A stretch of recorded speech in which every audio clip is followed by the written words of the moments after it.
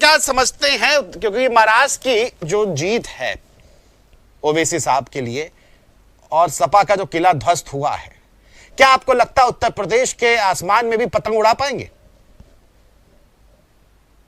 नहीं, देखिए, एक चीज तो समझना है कि ओवैसी साहब एक हिंदी बेल्ट की राजनीति में एक कह लीजिए कि एक वास्तविकता तो बनी गए हैं, इसको तो कोई नकार नहीं सकता है। ये किसके भेजे हुए हैं, किसने इनको मदद कर रहा है, क्या मामला है, ये एक अलग डिबेट है अपना, वो ठीक है, वो करते रहना है। लेकिन एक वास्तविकता है कि उनकी फैन फॉलोइंग बहुत बढ़ी हुई है माइनॉरिटी के अंदर, और ये इस बात को भी समझना है कि वो क्यों वास्तविकता बने हुए हैं। वो वास्तविकता इसलिए बने हुए कि इस दौर में माइनॉरिटी के ऊपर बहुत बड़ा अटैक है। उन्हें एक नागरिक रहने की भी अघोषित रूप से वह भी उस मसले पर भी वो संकट में चले गए हैं। अघोषित रूप से उनको द्वितीय दर्जे की स्थिति में ढकेल दिया गया है और उनके ऊपर हमले कई गुना, 1000 गुना देश के अंदर बढ़े।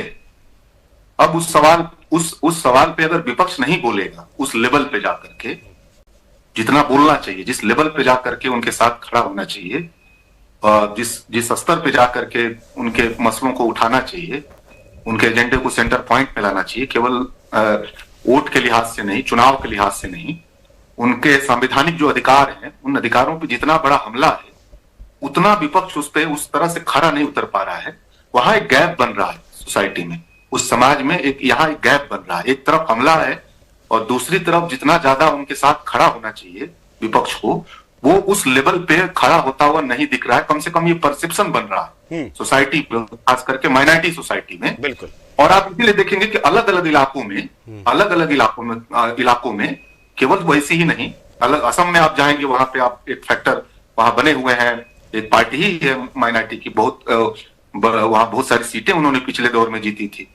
अभी यहाँ महाराष्ट्र में आप देखेंगे मालेगांव में एक मुस्लिम पार्टी ही खड़ी हो गई है, वहां ताकतवर बन के उभरी है। ओवैसी साहब की भी 70-80 सीटें बढ़ गई हैं। तो मेरा ये कहना है कि वो जो गैप है, उस गैप, देखिए आमतौर पे मुस्लिम समाज कभी भी आप उस मामले में, चुनावी राजनीति में, वो कभी मुस्लिम नेताओं के साथ उस तरह से नहीं खड़ा रहा। आजादी के बाद भी आप देखेंगे उसके नेता हमेशा मुस्लिम समाज से बाहर के लोग रहे हैं। अगर आप ध्यान दीजिए, आज भी सपा दावा कर सकती है, राजद दावा कर सकती है, किसी दौर में कांग्रेस के साथ रहे ही हैं, तो कभी भी उसने मुस्लिम लीडरशिप को उस तरह से, बल्कि उस मामले में बहुत ज्यादा सेकुलर रहे हैं, सेकुलर मिजाज वाला उन्होंने प्रदर्शन किया है कि वो आमतौर पे सेकुलर मिजाज वाले नेताओं के साथ खड़े रहे हैं। लेकिन आज के दौर में जो सेकुलर मिजाज की पार्टियां हैं, उसमें हालांकि 24 के बाद उन्होंने माइनॉरिटी के सवालों पे बोलना शुरू किया है, लेकिन जितना बड़ा हमला है उतना उसको रक्षा उन विपक्षी पार्टियों की तरफ से खुल करके उनके मसलों पे नहीं मिल रही है। और अगर ये बना रहेगा तो ओवैसी फैक्टर बना रहेगा, तब आप महाराष्ट्र में कोई माइनॉरिटी की पार्टी खड़ी हो जाएगी, कोई असम में कोई माइनॉरिटी की पार्टी खड़ी हो जाएगी। अगर सेकुलर मिजाज वाली पार्टियां उनके A to Z सवालों को एड्रेस नहीं करेंगी तो मेरा कहना है वो फैक्टर बन गया है। तो अब दो ही रास्ता है, यूपी का अगर चुनाव होगा तो दो ही रास्ता है, या तो आप माइनॉरिटी क्वेश्चन पे जितना बोल रहे हैं और जितनी जरूरत हो उस गैप को भरिए, आप ताकतवर तरीके से उनके हर सवालों पे संवैधानिक पोजीशन लेते हुए, जिसको ये लोग तुष्टिकरण बोल सकते हैं, भाजपा के लोग बोलते हैं, आरएसएस के लोग बोलते हैं, लेकिन एक संवैधानिक जो पोजीशन है अल्पसंख्यकों को लेकर के, उनके अधिकारों को लेकर के, उस पे मजबूती से लड़ते रहना, खड़े होना। बिल्कुल। ये सवाल अगर इस सवाल पे यूपी में या तो आपको बढ़ना पड़ेगा तो वैसी फैक्टर कमजोर होगा, और नहीं तो वैसी को साथ में लेना होगा। और क्या रास्ता आपके पास? तो मेरा ये कहना है कि ये दोनों चीजें नहीं चलेंगी, उस पे कमजोर आवाज विपक्ष का और ओवैसी फैक्टर भी न रहे, ये दोनों चीजें नहीं चल सकती है। आपको मजबूत आवाज उस पे खड़ा करना होगा, तभी आप ओवैसी को आने से रोक सकते हैं, अन्यथा ओवैसी को, और अगर ओवैसी को साथ लेना एक बड़ा भरोसा वाला। जी, 2024 के बाद बहुत सारी चीजों में थोड़ा सा फिर से यू टर्न लिया है। आमतौर पे दलित पिछड़ा समाज जो था, अति पिछड़ा समाज था, माइनॉरिटी समाज था, थोड़ा उत्तर प्रदेश में विपक्ष को लेकर के नाराजगी वहां बढ़ती जा रही थी, खास करके 2024 से पहले तक। हम देखेंगे सपा के प्रति भी एक नकारात्मकता थी, वोट भले दे रहे थे क्योंकि उनका एक बीजेपी को हराना सेंटर में है, तो उस लिहाज से वो सपा के साथ, कांग्रेस के साथ उसके पहले भी जा रहे थे। लेकिन 24 तक आते आते वो चीजें थोड़ी और बढ़ रही थी लेकिन 24 के बाद थोड़ा फिर से नैरेटिव बदला है और माइनॉरिटी के अंदर, दलित जातियों के अंदर, पिछड़ी जाति, अति पिछड़ी जातियों के अंदर जो ये विपक्ष है, जो स्थापित विपक्ष है, खास करके कांग्रेस और सपा है, उत्तर प्रदेश के लिहाज से सपा है, तो उसके प्रति उसकी सकारात्मकता थोड़ी पहले के मुकाबले बढ़ी है। अभी भी वो जितना उम्मीद कर रहे हैं, उस मुस्लिम समाज खास करके जितना उम्मीद कर रहा है, उतना भी सपा उस पे उस तरह से नहीं उतर रही है। वो बीच बीच में उसका साफ हिंदुत्व भी चलता रहता है, आमतौर पे आप ध्यान देंगे जो उसका। तो बिल्कुल बिल्कुल। तो मेरा एक कहना कि आने